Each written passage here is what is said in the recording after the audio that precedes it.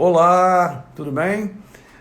Obrigado aí pelos que entrarem, pelos que assistirem a nossa live. Vai ser hoje com a Irlânia, ela que me convidou para a gente falar sobre o relacionamento dos pais com os filhos, mas pai homem nesse caso, porque é mês dos pais. E ela, como psicanalista, vai trazer muitas colaborações para a gente. E o tema vai ser, a base vai ser inteligência emocional e a influência dos pais sobre os filhos. Tá? Mas pai, no caso, homem, tá? Para quem está entrando agora, a Irlânia já está entrando. Pura energia, sabedoria, conhecimento e uma parceira de live, tá bom? Obrigado pelos que estão entrando. Obrigado, Patrícia. Obrigado, Ademir.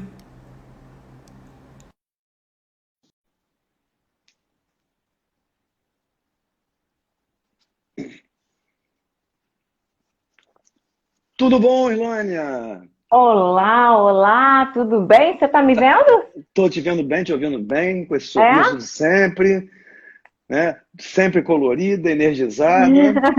E eu tava com saudade de fazer live com você, né? É verdade, né? Acho que a gente ficou de É... castigo.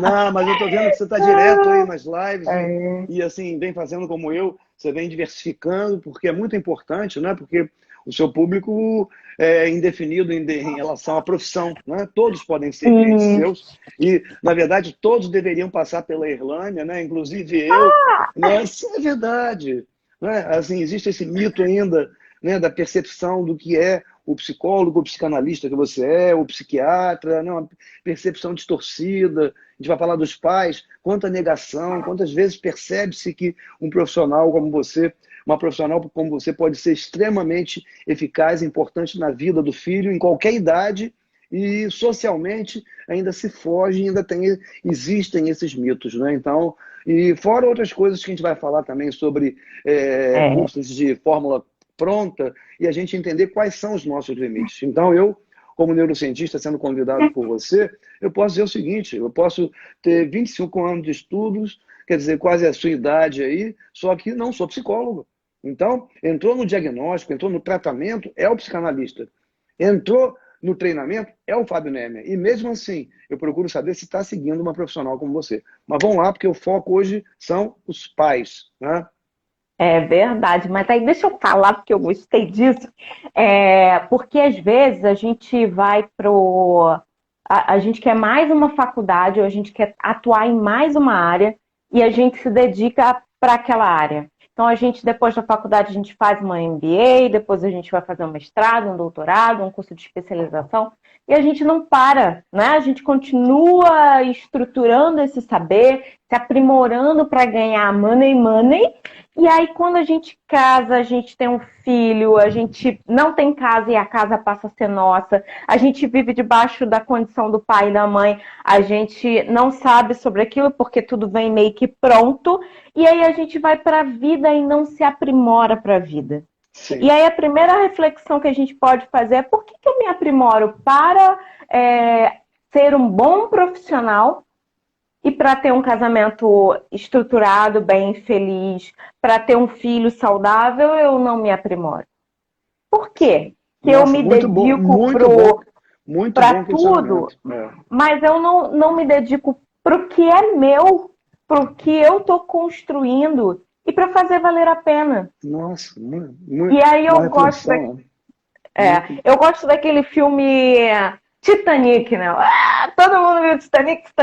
Quem tá aí já me disse viu Titanic, eu vou saber sua idade. Mas assim, Pô, mas quando ela. você viu quando era Quando ela. criança, né? Eu vi adolescente, né? Mas Ah! assim, quando ela fala assim, fazer valer a pena. E ela olha naquela tarde de chá no restaurante do navio, que ela vê uma menina, uma pequena menina, sentada à mesa, ajeitando a toalha sobre as pernas e a mãe ensinando como que tinha que ser etiquetada para pertencer à sociedade. E ela olha e fala: a vida inteira eu fui etiquetada, mas eu Sim, não vivi. E aí ela sai dali, ela vai lá e olha para ele e fala assim: agora eu vou fazer valer a pena. E aí a gente, quando vai para casamento, a gente tem filho, a gente tem uma família, eu acho que a maior reflexão é: eu vou fazer valer a pena, não sozinha.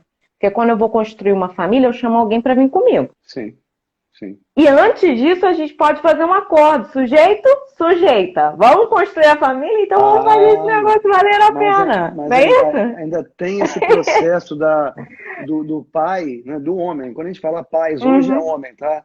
Se excluir de determinadas responsabilidades e transferir, né, para a mãe uma responsabilidade e ainda por cima, muitas vezes, projetar na mãe, caso a mãe falhe, a própria falência dele, o próprio erro dele. Né? Porque à medida que um pai se ausenta, se omite, porque está longe fisicamente, por causa do trabalho, ou até digitalmente, que a gente está perto e está longe hoje em dia, né, é uma coisa. Agora, deixar a mãe resolver tudo. E depois, se a mãe falhar, como ele falharia, como qualquer ser humano falha, ele projetar na mãe a incompetência dele porque ele não participou, é muito prático.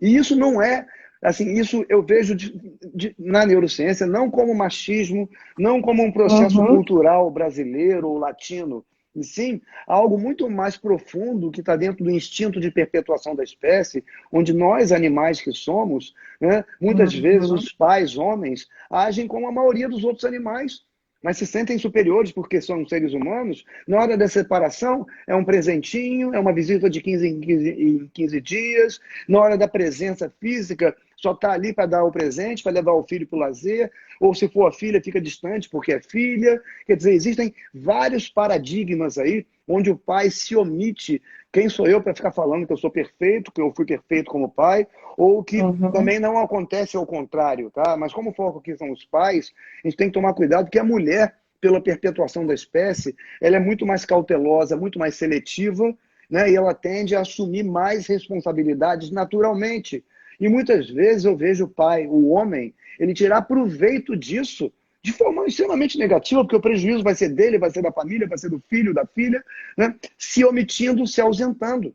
Entendeu? Mas quando ele quer interferir muitas vezes da maneira mais inadequada. E outra coisa, ele não participou do processo e no meio de tudo, quando a coisa explode, ele quer culpar a mãe, entendeu? E ao mesmo tempo também, ele vai da maneira mais errada possível punir, né? Que é algo que a gente também, se você quiser falar sobre isso aí, eu acho importante e interessante.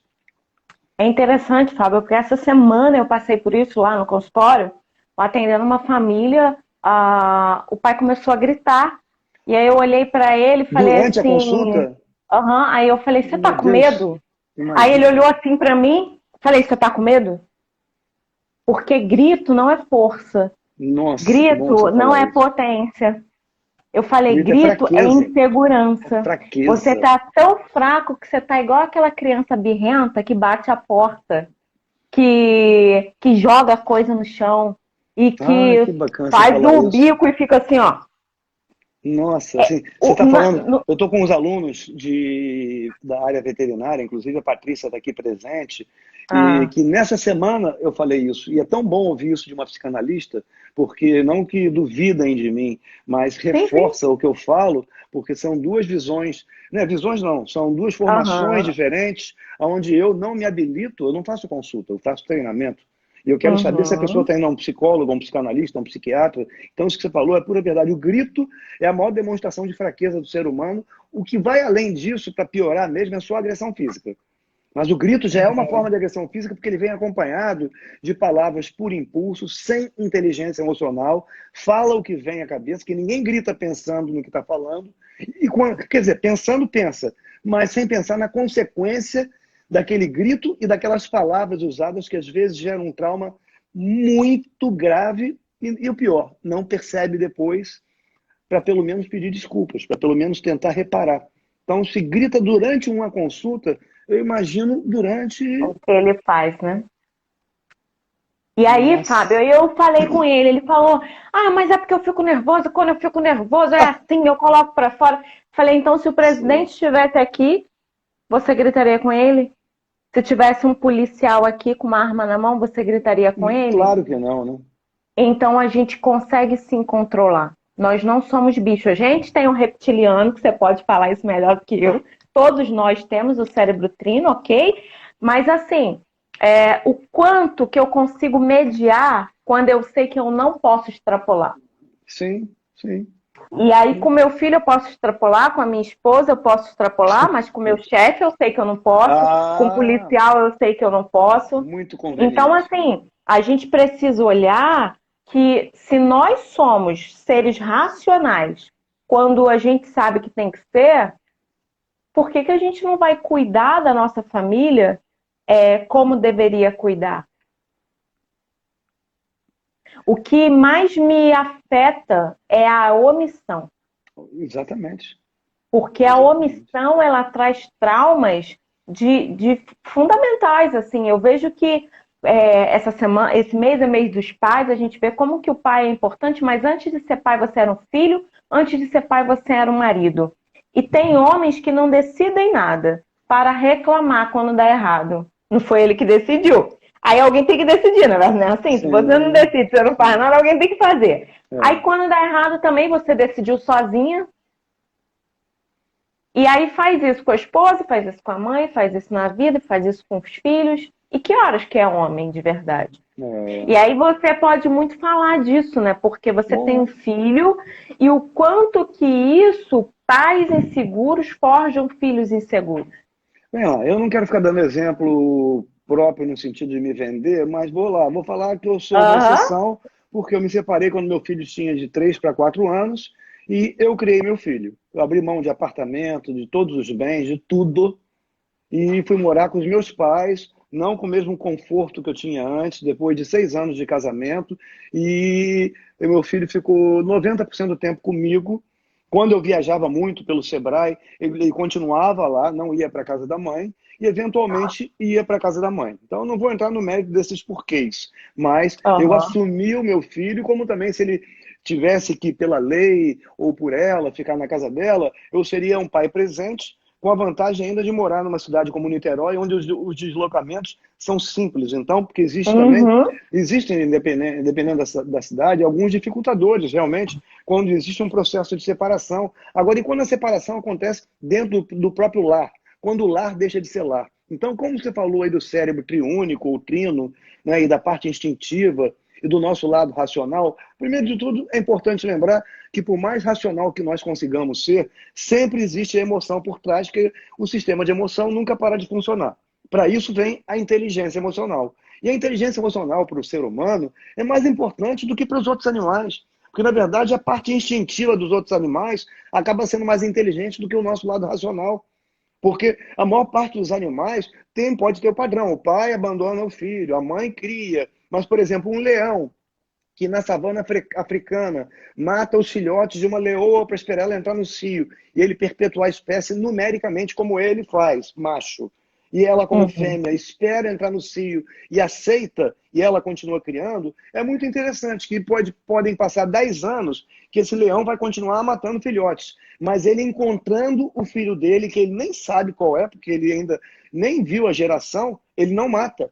Então, o instinto desse leão é mais inteligente do que o nosso. E o instinto do pai, muitas vezes, é gritar, é punir da forma errada, na hora errada. E eu não quero nem entrar no mérito do toque físico, porque só dei uma palmada. A palmada não está ligada à dor, e sim ao ato. A partir do momento que você tenta intimidar, a partir do momento que você tenta, igual um chefe, no lugar de um líder, comandar pelo medo e não pela sua autoridade, e não impor o respeito e praticar aquele ditado, né? Faço o que eu digo, mas não faço o que eu faço, você está sendo apenas um progenitor e não um pai.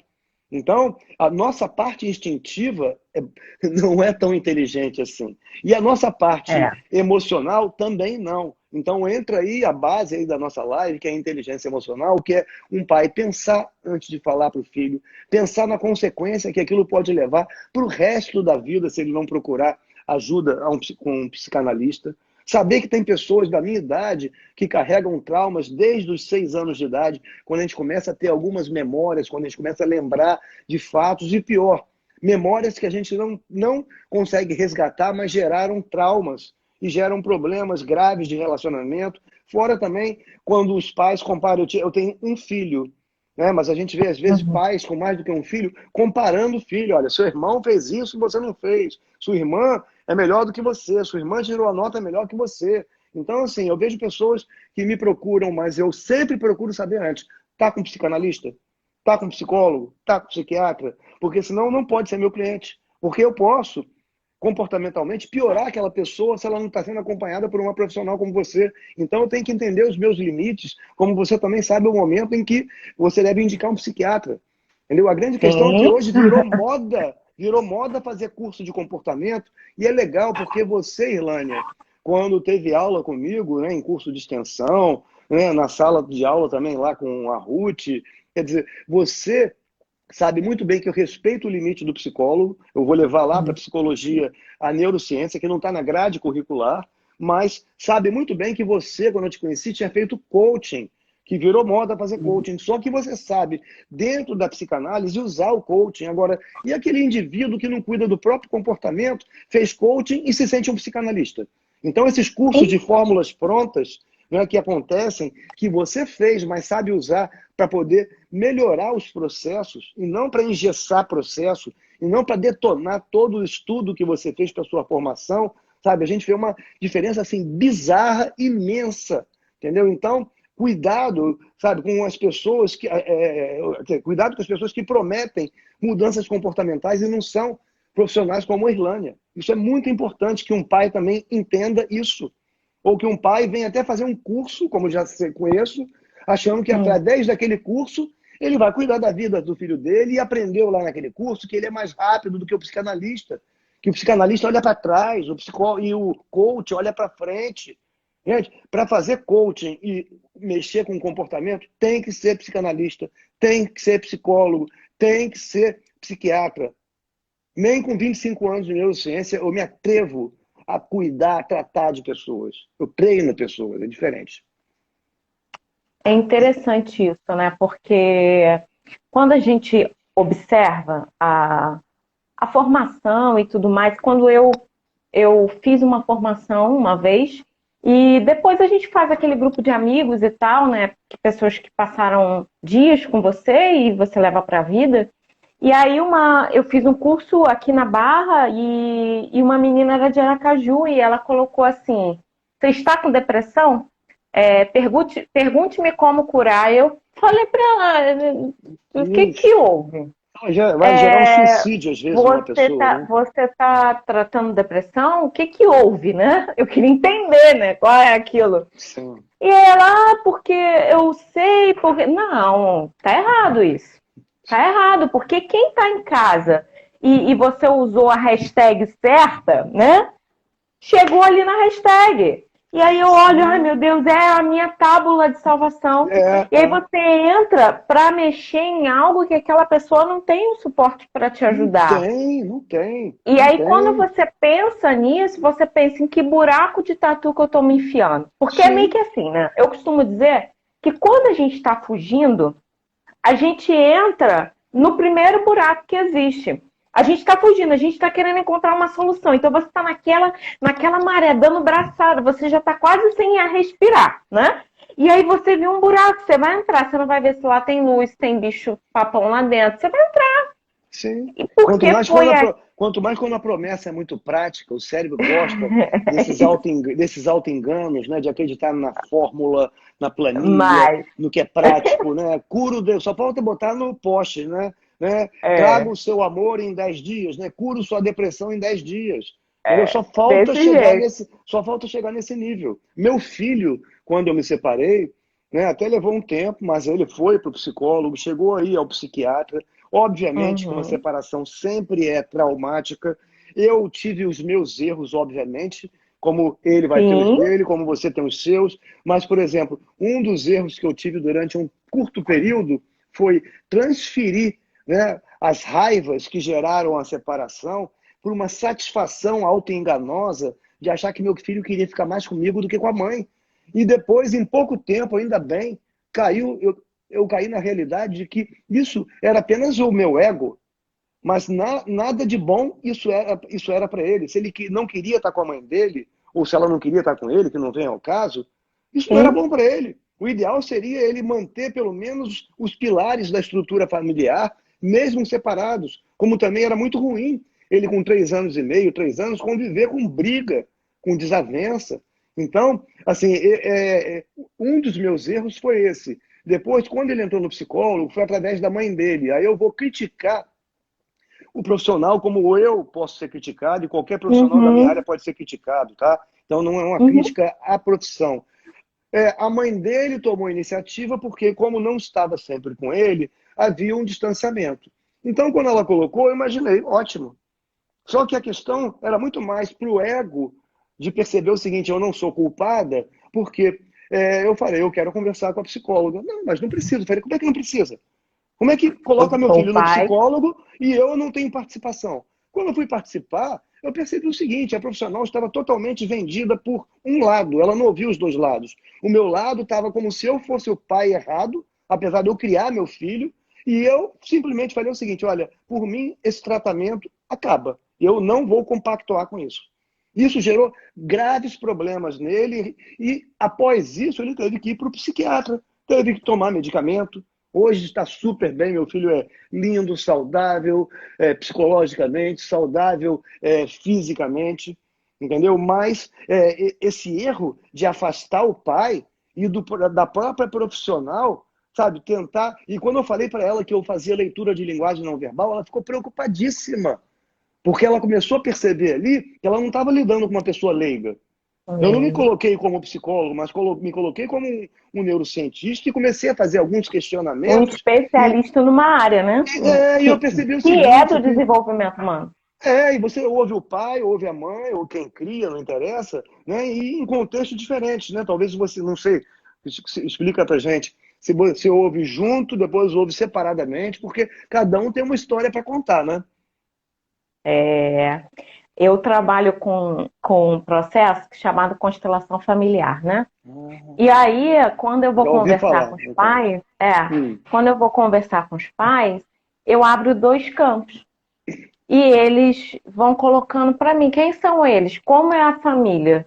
E geralmente a visão é totalmente diferente. Parece que eu estou falando de seres diferentes. Porque o que é realidade, Fábio? A realidade ela fica condicionada ao meu ponto de vista. Se eu tô aqui, você aí, eu coloquei um 6, eu coloquei um 9, eu tô daqui, eu vejo 9, você tá me dizendo que é o 6. Não, é o 9, eu tô vendo que é um 9, você não, mas é um 6. Se eu não me render ao meu filho e eu sair um pouquinho e ir lá ver se realmente do seu ponto de vista é um 6, e você sair do seu ponto de vista e vir ver que é um 9, quem sai perdendo? Quem sai perdendo é a própria criança, né? O próprio filho. E aí perdem, né? E aí eu sempre abro 2 campos e vamos olhar para essa família. Vocês vão me dizer juntos aqui, que família é essa? Que família é essa? Uma base da terapia chamada constelação familiar é essa.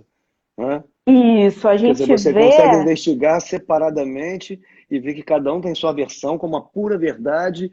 E, na verdade, como a gente fala sempre, né, são 3 histórias, né?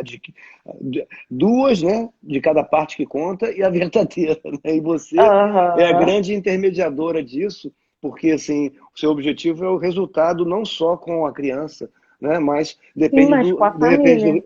Exatamente. Porque a gente tem que entender que não é porque nós nos separamos que não existe uma família ali. Sim. Tem uma família. E uma família que decidiu não ficar na mesma casa. E talvez é a decisão mais sensata que esse casal teve a vida inteira. Entendeu? Porque deixou de ser lar, passou a ser casa. Entendeu? Quando deixa de ser lar, ou seja, quando deixa de ter harmonia, respeito, né, autopercepção, é casa. É apenas um ambiente físico. Então, é sensato. Eu sei que muita gente de determinadas religiões pode ser contra o que a gente está falando, mas perpetuar algo apenas porque foi feita uma promessa a Deus, mas ao mesmo tempo não fazer bem ao próprio casal e principalmente à criança, é uma escolha. É uma escolha. Então, mas essa coisa do Deus, né? A gente tem até que questionar isso. E eu já falo que eu previamente sou uma pessoa que acredita em Deus. Sou uma pessoa que estudo espiritualidade no campo da saúde e gosto disso. Para mim, não existe vida sem espiritualidade. Mas, assim, será que eu cumpro tudo que eu prometi para Deus? E aí eu digo sim para Deus no altar, todo o resto. Eu sou fiel apenas o sim que eu disse, e o Sim. respeito, e a saúde, e a alegria, e a doença. Eu só respeito sim. Sim, sim. Então, Sim. assim, vamos questionar essa questão do Deus, né? Porque eu tenho que ficar aqui porque eu prometi a Deus, mas foi só isso que você prometeu a Deus? Ou a interpretação que Deus deu, que a gente dá o que ele falou, porque quando ele fala que tem que ser eterno, né, Uhum. até que a morte separe, né, vamos considerar que a morte possa ser a morte do relacionamento. Né? Vamos considerar, né, que houve um final, né, de algo que começou numa igreja, não interessa em que formato que foi, mas com promessa a Deus de que seria eterno, mas a partir do momento que as desavenças predominam, já não é mais eterno, já acabou. Entendeu? Então é a morte durante Uhum. a vida, é a morte de um relacionamento que gera graves danos, não só ao casal, mas principalmente aqui, como a gente está falando de pais, né? Seja ao próprio pai, mas ao filho, à filha. Entendeu? Então é muito importante que a gente saiba interpretar, porque será que o que está escrito lá na Bíblia, será que o que o padre, o pastor falam é exatamente como a gente interpreta ao pé da letra? Sofra, faça seu filho sofrer, mas não separe.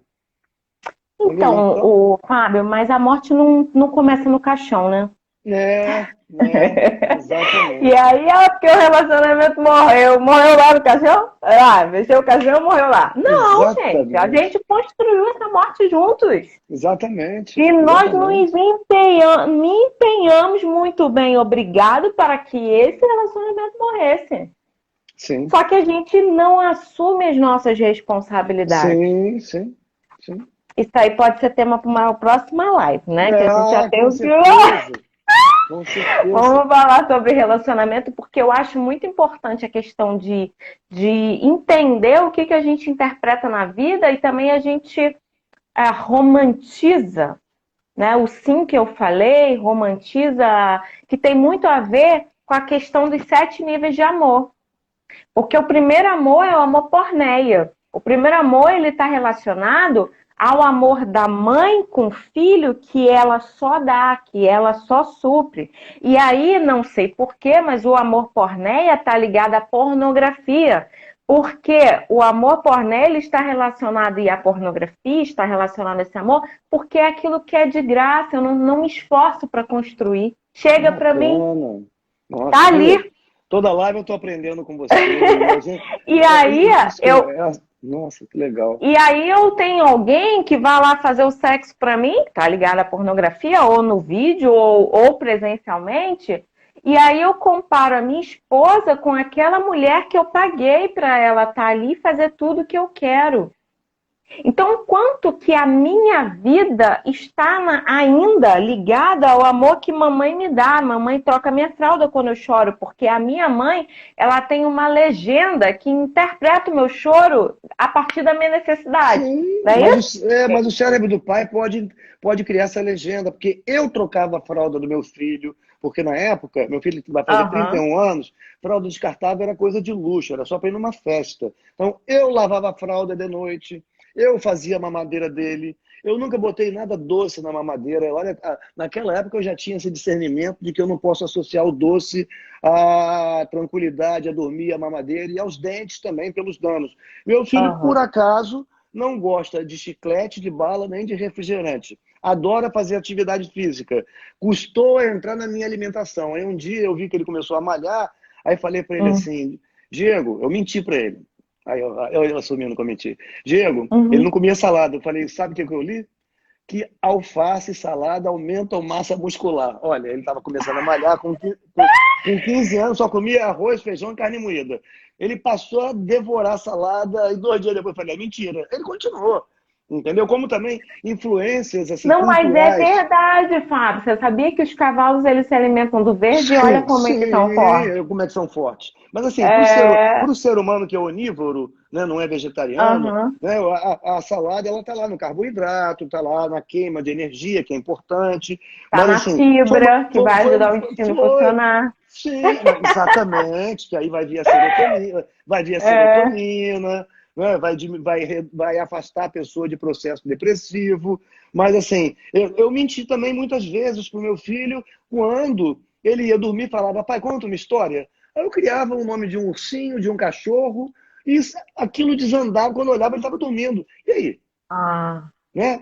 Assim, a questão toda é que o pai pune muitas vezes o filho pela mentira e não percebe que a mentira faz parte do desenvolvimento cerebral e do desenvolvimento da criatividade. O que eu tenho que fazer como pai é o seguinte, é mostrar para ele o limite social da mentira.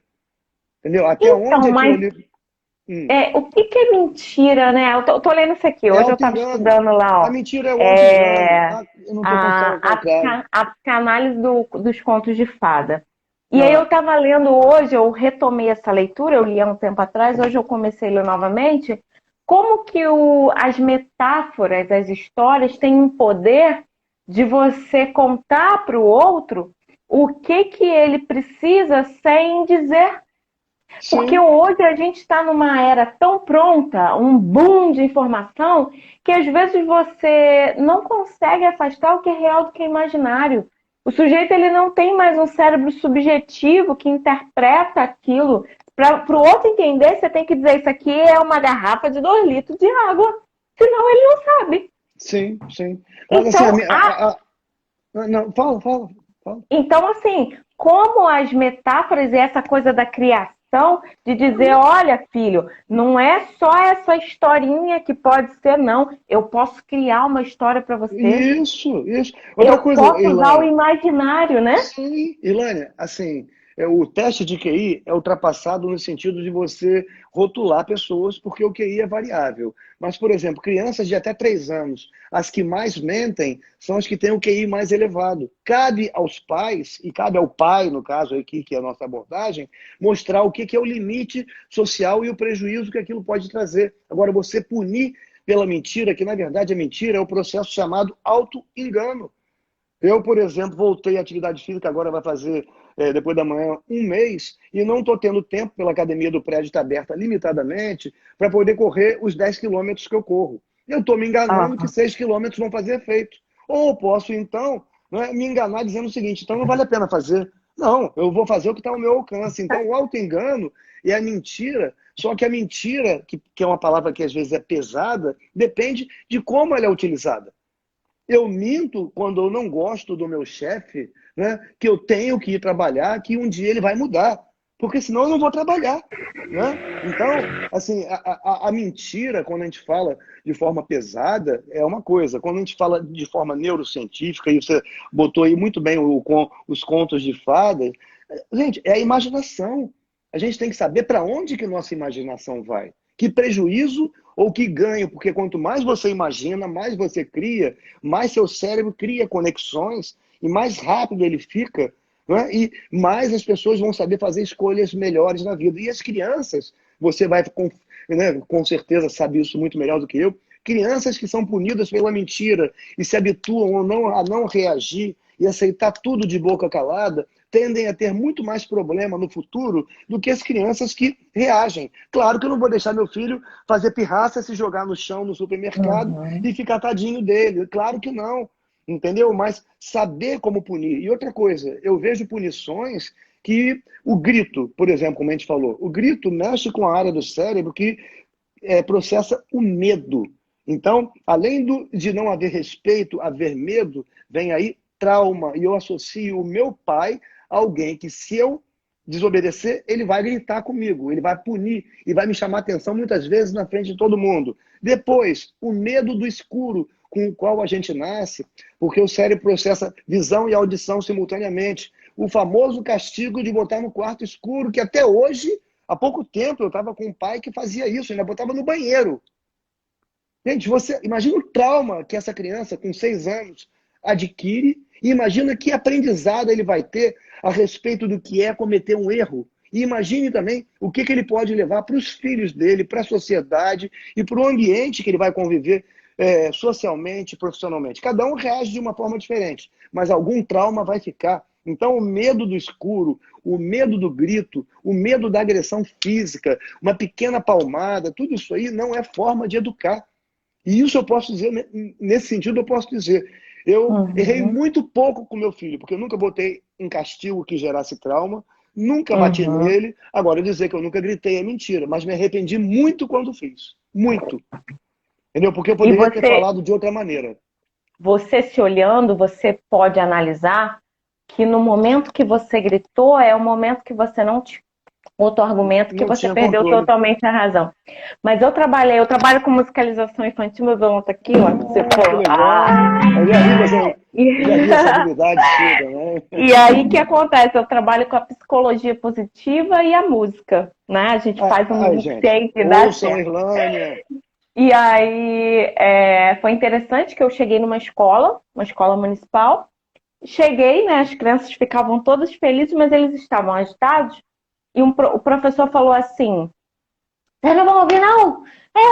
Ele tinha colocado na janela, a escola era toda de janela assim, ele botou tapume preto na janela.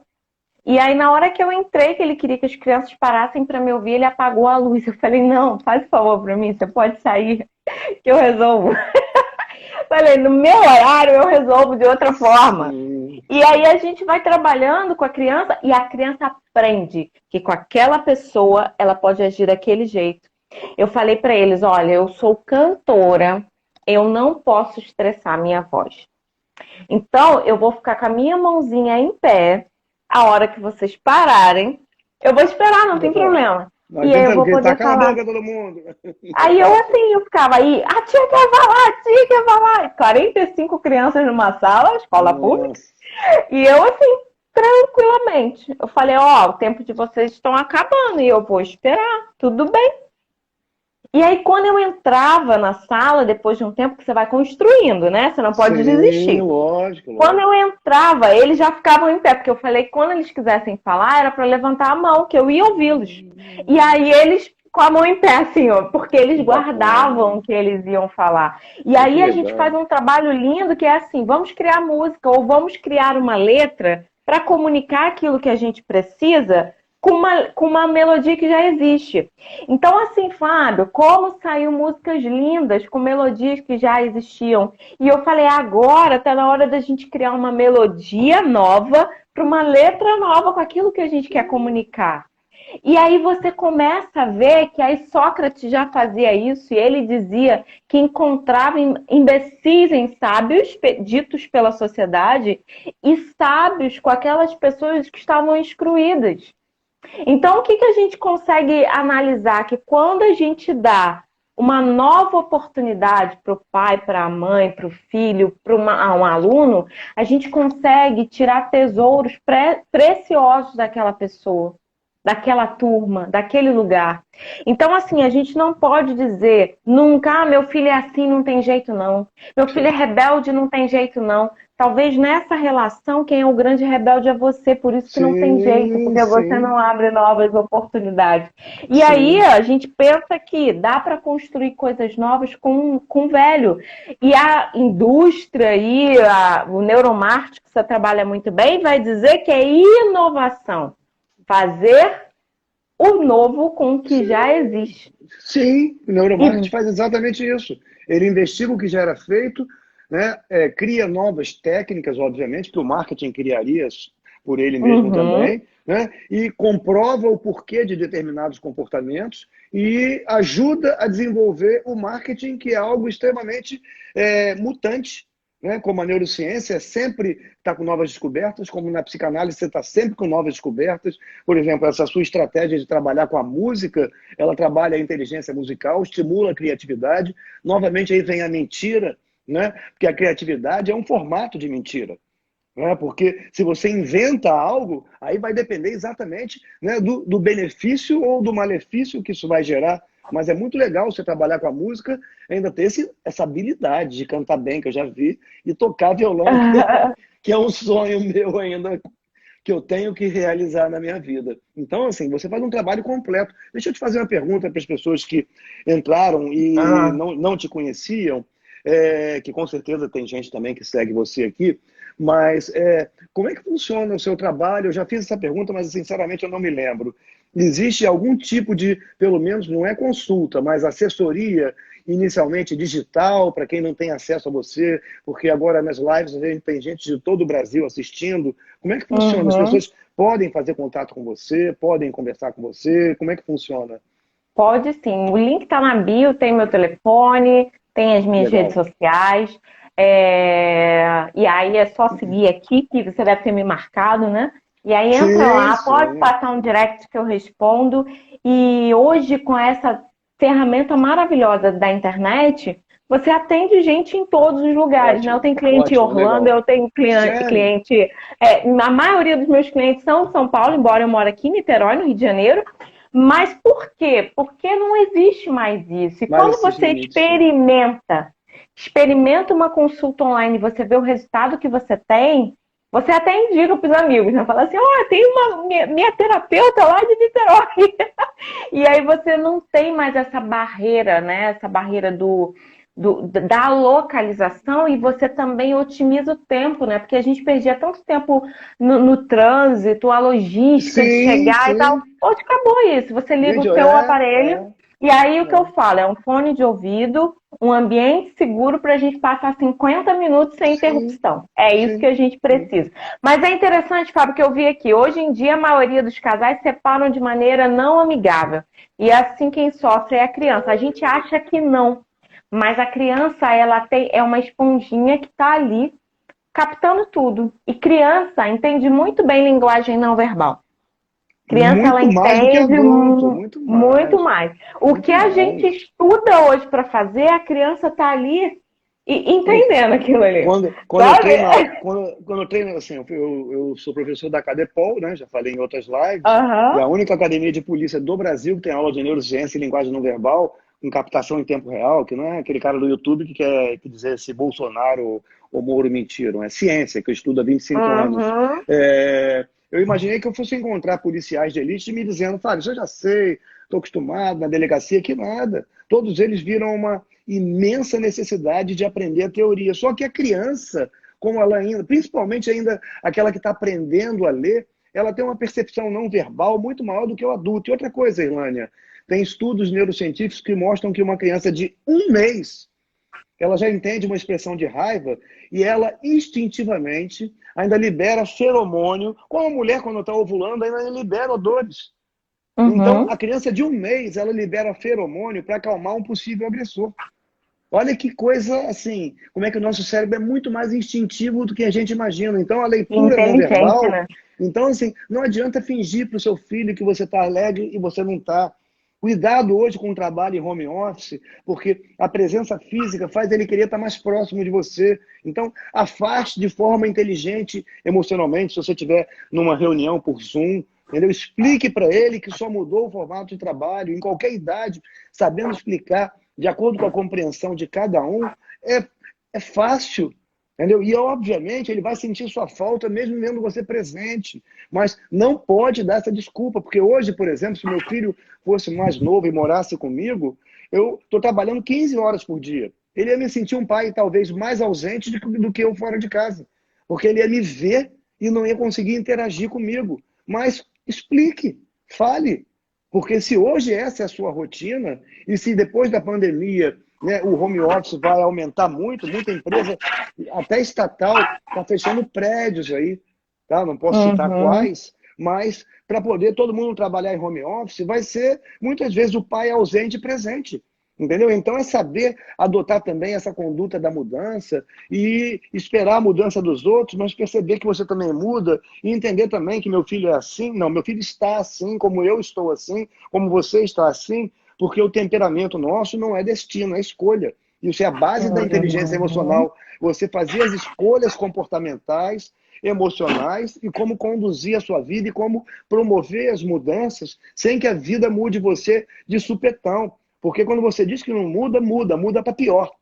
Né? E quando você muda para pior, você está mudando também quem está ali seguindo você e quem admira você, que é o seu filho. Né? E quem vê você como espelho. Né? Se eu sou um alcoólatra, eu tenho duas opções praticamente para os meus filhos. Né? Eles vão ter aversão à Uhum. bebida ou vão seguir aquilo como exemplo. Agora eu vou chegar em casa É. bêbado dizendo, meu filho não beba porque faz mal. Faça o que eu digo, mas não faça o que eu faço. Então, tem que dar o exemplo na prática e tem que estar presente. Outra coisa que eu vejo também, principalmente com o pai, né, homem que a gente está falando, Uhum. que é assumir a postura do chefe, né? E agora ele tem que manter a distância. Eu já me jogava no chão com meu filho, depois que ele começou a correr, a gente brigava por causa do whey protein, entendeu? Então eu tenho que me manter também criança, eu mando as pessoas verem um filme divertidamente e dizerem se o amigo imaginário morreu. Morreu se você quiser. Porque É verdade. cada vez que eu criava uma história para o meu filho, era o meu amigo imaginário ali, criando um personagem para ele.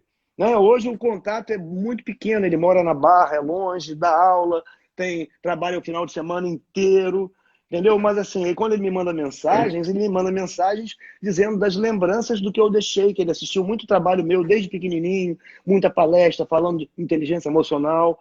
Porque quando ele começou a frequentar as minhas palestras e as minhas aulas, eu já estava na neurociência. Então, assim, algum exemplo até sobre isso eu consegui deixar. Entendeu? É Então, verdade. assim, não existe pai, mãe perfeitos, mas falaram sobre casamento. Na verdade, dificilmente se termina um casamento bem, né? Vai haver desavença, vai haver. Né? Mas o que é importante, eu me lembro o seguinte, quando eu me separei, a minha mãe foi professora do meu filho, no Centro Educacional de Niterói aqui, que é uma escola experimental. E ela ainda ia ser professora no ano seguinte. Aí eu falei para ela, não, 3 anos depois, quer dizer, eu falei para ela, mãe, estou preocupado com o Diego, com medo dele ser discriminado. Ela, por quê, meu filho? Eu falei, porque filho de pai separado, será que ele vai ser discriminado? Ela falou para mim, isso tem 27 anos, né? Ela falou, meu filho, fica tranquilo que metade das minhas turmas há 20 anos são de filhos de pais separados. Eu falei, que bom, mãe, isso é normal. Ela falou, não, meu filho, isso não é normal. Eu falei, como assim? Você não falou que é 20 anos? Ela falou, meu filho, você casou pensando em separar? Eu falei, não. Então, normal é casar e ficar casado. Comum é casar e separar. Eu falei, nossa, que coisa brilhante, né? Uso você até hoje. Devo ter usado na aula que você assistiu, no curso que você. Acho que você fez 2 cursos comigo, né? De extensão. Quer dizer, devo ter Quatro. usado isso aí. 4. Desculpa, vergonha. Mas eu lembro onde você Não! sentava, já te falei, né? Do lado Sim, esquerdo, ali aham. perto da parede, ali, atenta, lá na frente. Então, E é Ilânia, interessante diferenciar o que é comum do que é normal. muito, muito. E, mas todo pai não cuida do filho. Mas você é todo pai? É, Seja vai. você. Isso é E, auto-engano, e auto-engano eu vou negativo, né? A falar, justificativa, né? A justificativa não você fazer. que não teve um pai presente, você sabe a falta que te fez. Você é a pessoa mais bem preparada do mundo para dar o que você não teve. Sim, Porque não é usar a desculpa, porque tem uma tríade maldita: historinha, justificativas e desculpas. Cara, isso acaba com a vida do sujeito. E quem se sempre. acabou com a sua vida, acaba com a vida do Sim, outro. sim, Então vamos sim. eliminar as historinhas justificativas e as desculpas e vamos fazer diferente. Vamos dar amor, vamos estar juntos. E aí, eu penso sempre assim, né? Geralmente, quando acontece qualquer coisa na nossa vida que traz dano, dor e tal, a gente foge da pessoa. E aí eu falo, não, não, vamos começar a fugir para a pessoa. Em vez de fugir vamos fugir para. Sim, E, sim. e fugir para, das duas formas, você vai mostrar fraqueza. Só que aqui você está mostrando, quando você foge você está mostrando fraqueza e você está mostrando covardia. Auto-engano de que você não precisa mudar, Agora, né? quando você foge você está Para, mostrando gostei fraqueza dessa sim, de e mas para, você está gostei. mostrando que você pode sim Pode, mostrar fraqueza, mas diz, olha, eu tô sim, fraco pra caramba, mas vamos quero construir mudar, uma nova mas história a vamos mudar. partir de. Isso aí. Não tem outra coisa. Nesse momento, Irlânia, não tem quem começou, quem está certo, quem está errado. É zerar, tá? Até o Porque próprio pedido de. todo mundo começou 50% de cada lado. Todo mundo começou e todo mundo escolheu Sim, aquilo. sim. Até porque até um pedido de desculpas, né? Vamos supor, né? Você é minha É. filha, eu falo, minha filha, desculpe que eu não gritei com você, mas você também não respeitou seu pai. Não pedi desculpas, porque eu É. justifiquei. Então, quem sempre se justifica nunca vê seu erro, porque cria foco no cérebro para criar uma história, né? A historinha, para poder gerar uma Uhum. desculpa que é uma justificativa que distancia da solução e da aceitação do erro, como também distancia muitas vezes a não percepção do trauma que você gera, porque é uma forma de você se eximir da culpa, a necessidade, né, a percepção da necessidade de levar o seu filho a um psicólogo, a um psicanalista. Entendeu? Então, assim, aí começa a virar uma corrente de coisas negativas, onde eu erro, não aceito o erro, peço desculpas de forma errada, me engano, jogo a culpa para cima da minha mulher, jogo a culpa na professora, na escola, nos colegas, e eu me eximo de tudo. Né? E cada vez que eu me eximo de tudo, eu me torno mais culpado. Né? Então, é muito importante ter essa atenção à justificativa e lembrar que se é comum casais separar, não é normal, mas se acontece a separação, que ela seja feita no pós-separação, né, de uma forma que venha a compensar aquele trauma que é gerado, que pode ser resolvido, mas é impossível uma criança passar por um processo de separação dos pais e não ter algum trauma. É impossível. E você separa o marido e a mulher, você não separa a mãe e o pai. Sim, sim. É muito exatamente. importante você olhar para isso e falar assim, quem está separando aqui? Nossa, isso É o marido péssimo. e a mulher. Quando um fala mal do outro pro filho, gente, olha... Isso é alienação parental.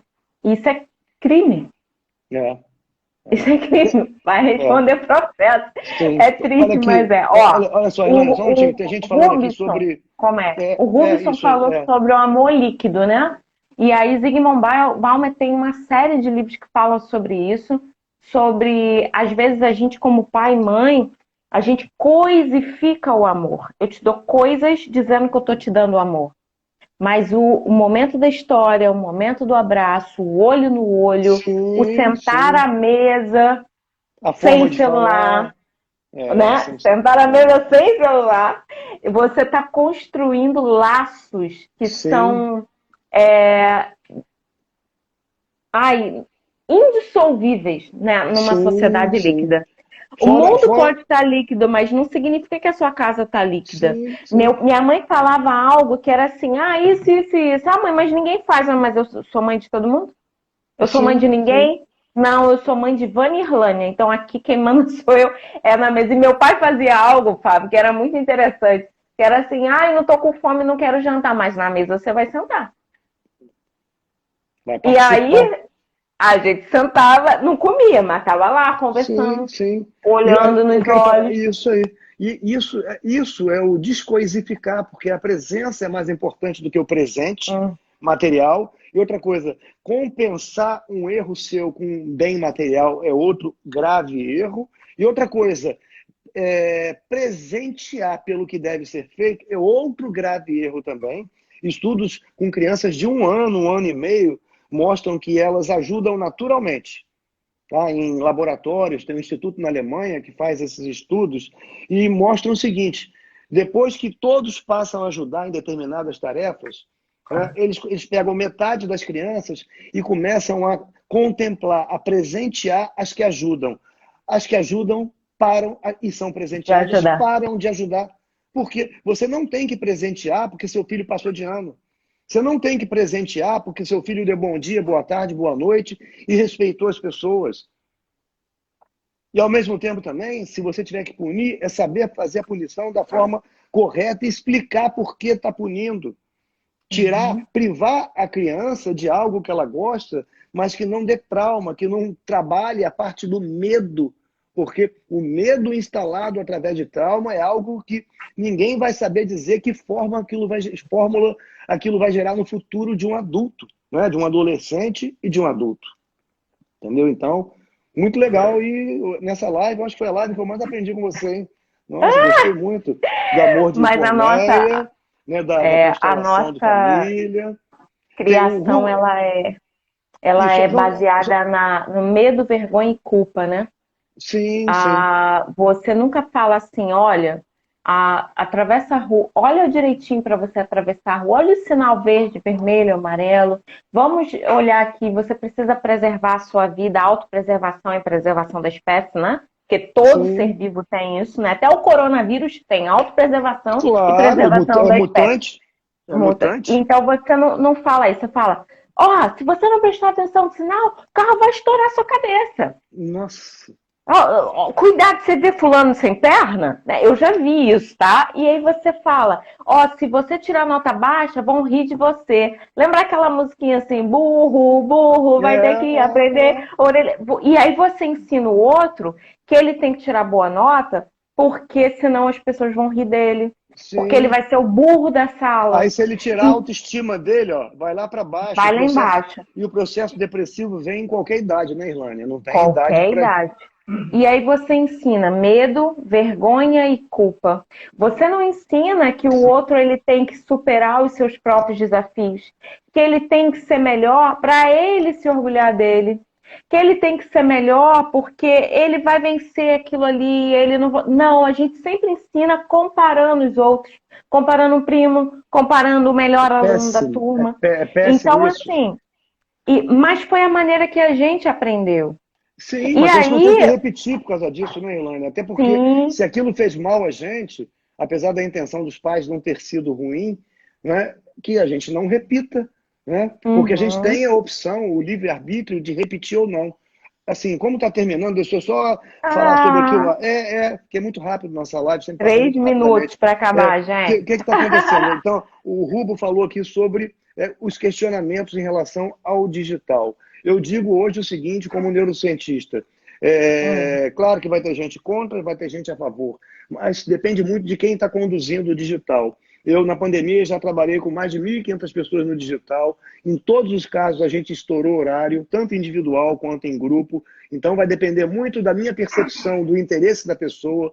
Aí eu faço leitura de linguagem não verbal para ver se a pessoa está uhum. sintonizada. Então, é claro que presencial é uma coisa, digital é outra. Mas muitas vezes uma profissional como Irlânia eu não encontro próximo da minha casa. Então, acessem a Irlânia porque eu tenho certeza que além de todo o potencial e competência que ela tem, digitalmente ela vai conseguir atender também. Entendeu? E muitas vezes você presencialmente não fica feliz com um determinado atendimento em É qualquer verdade. profissão. Em qualquer profissão. Tá? Então é bom Uhum. ele levantar essa questão, porque uns adotaram, outros não, uns gostam, outros não gostam. Depende do profissional, da E profissional assim, Irlânia, gostar e querer interagir Flávio, bem. quando eu entrou a pandemia, eu tinha a maioria dos meus clientes em consultório. E aí eu falei, olha, eu vou continuar atendendo no online e tal. E as Sim, pessoas não quiseram. Muita gente não quis, os mais imagino, idosos imagino. e tal. E aí, quando, tipo, já são 157 dias, né? Muito tempo. E aí as Muito. pessoas falam, olha, você ainda está fazendo online porque eu estou precisando. E aí a pessoa, né? E eu gosto do idoso, porque o idoso não pegou essa coisa tecnológica, né? Sim, E eles sim. falam para mim assim, nossa, é É muito tão bom. bom! Irlânia, Caramba, a gente não perde nada não, no Irlânia, online. E até eu estou fazendo atendimento online, né? Porque prédio fechou e aí tem essa coisa de abre, não, agora fecha. E aí você fica nessa. não, E Irlânia, eu tô então vendo, a pô, melhor coisa é tratar a mente, né? Tá sim, assim, junto, e o poder interesse fazer. de estar ali, porque só falta tocar. O digital hoje, ele tá, porque eu não pude fazer teste hormonal de dopamina, de Uhum. ocitocina, porque assim, as aulas que eu tenho dado, dá pena de terminar, os alunos querem É... continuar, a gente chora, entrou a contagem regressiva, que droga. Né? Mas Ah! assim, a gente chora, parece que está todo mundo junto. E outra coisa, num formato que nunca aconteceria se fosse presencial, porque cada um de um estado diferente. Então, hoje o digital, se a Irlânia tiver capacitada, que eu sei que está, para fazer um bom atendimento e mantiver o foco de quem está sendo atendido, é eficaz.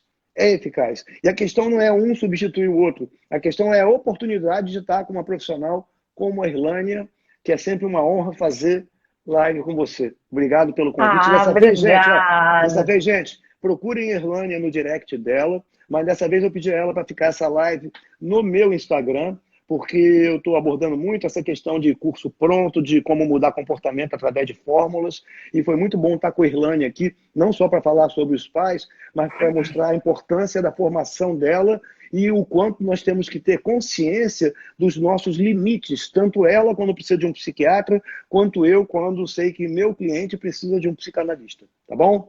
Muito obrigado, tá? Obrigada, Fábio. pelo, Obrigada. pelo convite, marcaremos mais aí. O pessoal pode mandar para o seu É isso direct, aí. para o meu, o que quiserem de novos conteúdos de neurociência e psicanálise. Tá bom? Análise. Isso aí. Beijo, gente. Obrigado. Obrigado. Tudo de bom.